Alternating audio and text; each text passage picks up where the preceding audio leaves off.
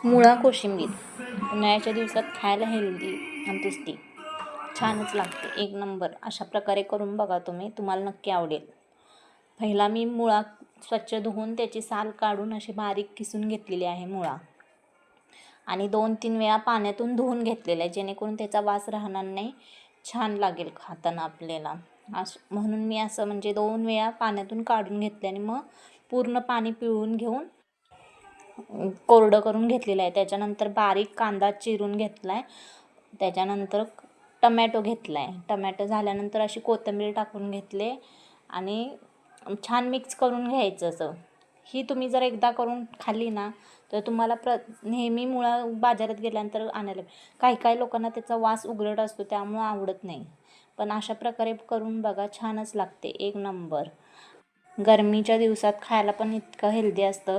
असे पदार्थ ह्या दिवसातच भेटतात, पावसाळ्यात वगैरे नाहीत भेटत. त्यामुळे जे आता दिवसात जे ते पदार्थ येतात ते खाऊन घेतले पाहिजेत सीझनमध्ये त्यानंतर मी थोडंसं मीठ टाकून एकजीव करून घेतलं आहे. छानपैकी मिक्स करून खायचं. भाजी संध्याकाळच्या जेवणात खायला छान असं हेल्दी आणि पटकन होणारं मुळा कोशिंबीर ट्राय करून बघा, आणि प्लीज माझ्या चॅनेलला सबस्क्राईब